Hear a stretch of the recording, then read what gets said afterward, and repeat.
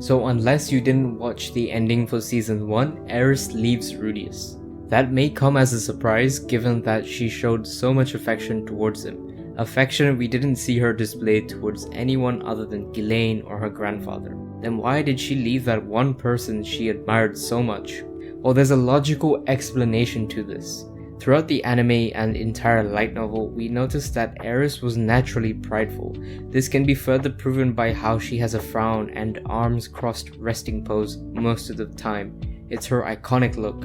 In season 1, when Rudeus met Eris for the first time, she didn't have an ounce of respect for this little kid that showed up out of nowhere claiming to be her magic tutor.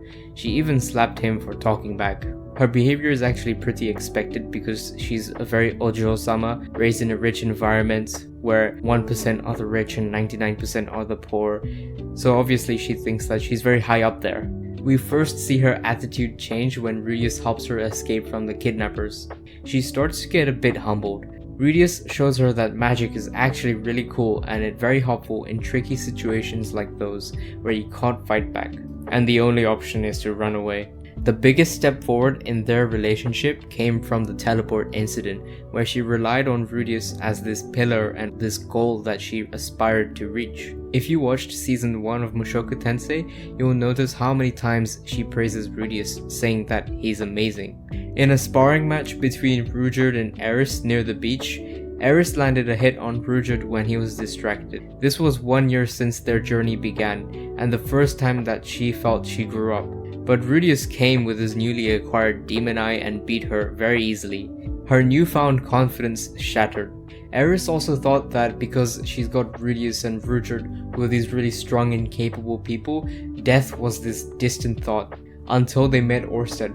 During their encounter with Orsted, both Eris and Rudeus were frozen with fear, but Rudeus was the only one brave enough to still move. When the fight started, Orsted literally one-shotted Rudeus and Eris, but Rudeus got to land a few hits. Soon enough, Orsted made a donut of Rudeus. The person that she loved and looked up to nearly died.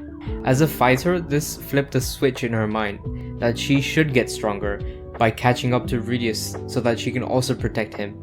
This was slightly shown in the anime after their fight with Orsted, when Rudeus and Eris were both on horseback, and he was trying to replicate Orsted's disturbed magic as Eris watched him. You could tell that she wasn't back to normal, and that she was thinking about something. She's had a slight inferiority complex by comparing herself to Rudeus.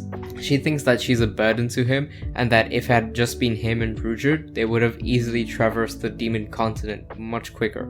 He's younger, not from a noble or royal family, is what she thinks, and yet he's smarter and braver than herself in all of those difficult situations, like when they met Rudeus, adventuring, planning finances, etc. Although we know that little Rudeus is actually a 30-year-old man, so it makes sense how he's able to do all those things, but she doesn't know that, and she thinks Rudeus is amazing. After they arrive to the Roa refugee camp, we're told that Saurus, her grandfather, survived the displacement incident but was executed as the fall guy. But the real reason he was executed was power and politics. Her father and mother were both transported to the conflict region near the south of the central continent and were killed. Ghislaine found them, but they were already long dead by this point. Her brothers were all put into different families because of some royalty tradition, so she literally had no family left. At night, she snuck into Rudeus's tent and says that for her birthday wish, she wants Rudeus to be her family, and then they have their first time together. She notices how small Rudeus is compared to her, and thinks they are not suited to be husband and wife because she would just be a burden. She thought it would be best to part with Rudeus and keep training until she's strong enough to stand beside him. She thought about whether she should tell Rudeus, but remembered that he's an excellent speaker and may convince her to not go. They didn't include this part in the anime, but Eris cut her hair and wrote a letter saying that we're not a good match, and took Rudeus's underwear with her and left hers as some sort of symbolic exchange between lovers.